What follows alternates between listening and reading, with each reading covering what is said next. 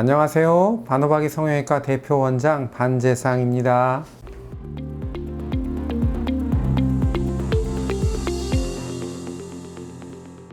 일단은 가슴 처짐이 방송 중이어서 아니죠, 우리 원장님 전화하셔서.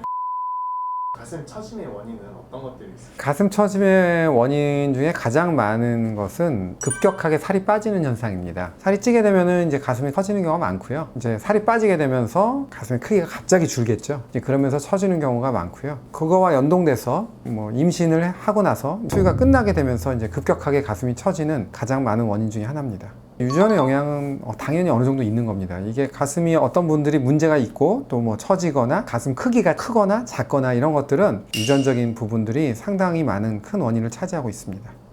처진 가슴은 이제 어떤 특징들이 있을까요? 젖꼭지 위치하고 그 다음에 밑주름의 위치의 그런 관계가 중요합니다. 실제로 처져 보이긴 하지만 유두의 위치가 밑주름보다 위에 있는 경우에는 이제 우리가 수도토시스, 가성 처짐이라고 하는 경우가 있고요. 그 다음에 이제 1단계 처짐 현상은 어떤 거냐면 유두가 밑선하고 거의 비슷한 정도에 있는 거, 그걸 우리가 1도 처짐이라고 그러고요. 2도 처짐은 이제 유두가 밑선보다 한 2에서 3cm 정도 이렇게 내려가 있을 때, 그리고 3도 처짐은 3cm보다 더 이렇게 내려가 있을 때, 이렇게 보시면 될 것 같습니다. 그럼 이상적인 가슴은 어떤 가슴일까요? 보통의 경우는 일단 흉곽의 모양이 예뻐야 됩니다. 양쪽의 대칭이 어느 정도는 맞으면서 쇄골과 쇄골 사이에 이렇게 들어간 부위가 있습니다. 이 부위하고 유두하고의 위치가 양쪽이 어느 정도 이등변 삼각형을 만드는 그런 구조를 가지고 있어야 되고, 유두의 위치는 너무 처져 있지 않고 적당한 위치에 있으면서 밑선하고 관계가 적당한 위치에 있으면서 그런 가슴이 가장 우리가 볼 때 아름답고 예쁜 그런 이상적인 가슴이라고 할 수 있습니다.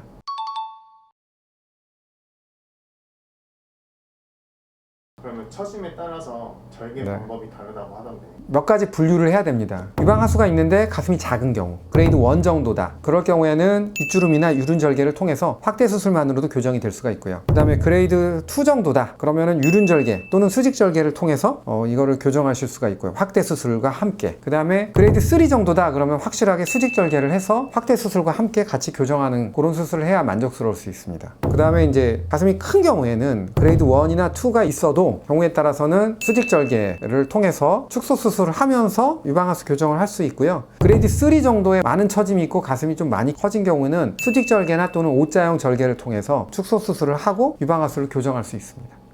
이제 O자 절개 같은 경우 흉터가 크게 남는다는 단점이 있는데 뭐든지 선택의 문제니까요. 그 O자 절개를 하는 분들의 경우는 되게 일상생활에서 여러 가지 어깨의 통증, 허리의 통증, 큰 가슴으로 인해서 상당히 많은 부분 고통을 받고 살고 있습니다. 그렇기 때문에 어느 정도 흉터가 남더라도 O자형 절개를 해서 가슴을 줄였을 때 너무나 만족스러운 그런 모습을 수술 다음 날 또는 그 다음 날 확인을 할 수 있습니다. 그 이유는 절개를 방식에 따라서 처짐량 교정 정도가 다른 겁니다. 간단하게 동그랗게 절개해서 이렇게 유륜 부분만 절개하는 경우에 있어서는 너무 많은 양을 절제할 경우에 수술 결과가 안 좋을 수가 있고요. 또 어느 한계선 이상을 넘어서서 진짜 많이 처진 경우에는 수직 절개를 통해서 교정을 할 때 혈행 장애가 와서 유륜의 괴사라든가 이런 게 올 수 있기 때문에 그때는 O자형 절개가 더 좋을 수 있습니다. 처진 가슴은 운동만으로도 개선이 가능해요? 원칙적으로 저는 안 된다고 봅니다. 운동을 많이 한다고 해가지고 근육이 커지는 거지 실제로 가슴이 커지는 건 아니지 않습니까? 그리고 또 운동을 많이 하게 되면 오히려 살이 빠져서 가슴이 더 작아지는 그런 결과가 있고 탄력이 더 없어질 수도 있습니다. 수술 이후에 다시 처질 가능성도 있을까요? 그거는 만약에 수술의 방향을 잘못 잡아서 처짐의 정도를 잘 교정을 못 해준다면 수술을 하고 나서 오히려 더 처져 보일 수도 있습니다.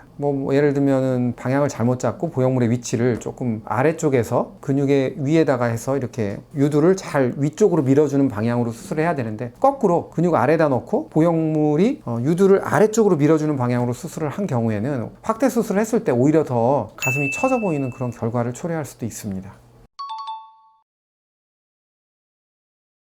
처진 가슴을 고민하시는 분들에게 꼭 해주고 싶은 말은 제일 중요한 거는 수술의 계획이 정확해야 됩니다. 그러니까 수술을 잘하는 것도 중요하지만 이분이 이렇게 왔을 때 확대만 해야 될지 아니면은 수직절개로 교정을 하면서 확대를 해야 될지 유륜절개로 절개를 하면서 확대를 해야 될지 이런 여러 가지 경우의 수들이 너무 많은 수술이기 때문에 조금 더 이 분야의 경험이 많은 의사 선생님을 잘 찾는 것이 중요합니다.